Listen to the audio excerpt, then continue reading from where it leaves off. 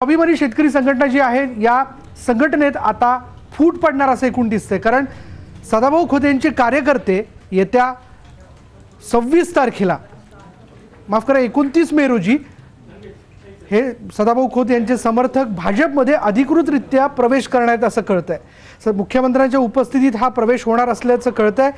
29 तारखेला मुख्यमंत्री सदाभाऊ खोत यांच्या घरी भेटीला जाणार असून तिथेच हा पक्ष प्रवेशाचा कार्यक्रम होईल। इस्लामपूर आणि आष्टा नगरपालिकेतील रयत विकास आघाडीचे सदाभाऊ खोत यांचे समर्थक भाजपमध्ये प्रवेश करणार असल्याची माहिती आपल्याला सूत्रांनी दिली आहे।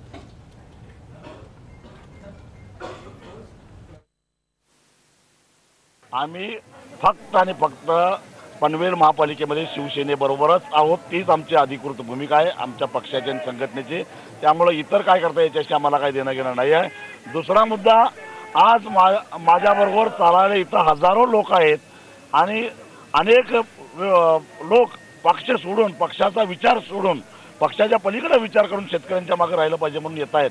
त्यामुळे कोण आला नाही याचा विचार करायला आता आम्हाला वेळ नाही। या ठिकाणी 3 दिवसाचं अधिवेशन असल्यामुळे मी अधिवेशनामध्ये थांबलेलो आहे आणि खऱ्या अर्थानं शेतकऱ्यांचे प्रश्न घेऊन स्वाभिमानी शेतकरी संघटना गेली अनेक वर्ष झालं रस्त्यावर लढाई देत आहे किंवा अनेक आंदोलन या राज्यामध्ये स्वाभिमानी शेतकरी संघटना उभा करून या राज्यातल्या शेतकऱ्याला न्याय देण्याचा प्रयत्न केलेला आहे आणि खासदार राजू शेट्टी हे शेतकऱ्यांचा प्रश्न घेऊन त्या ठिकाणी अहिंसेच्या मार्गानं आंदोलन करत आहेत आणि मी एक शेतकरी चळवळीतला कार्यकर्ता म्हणून, शेतकऱ्यांचा प्रतिनिधी म्हणून सरकारमध्ये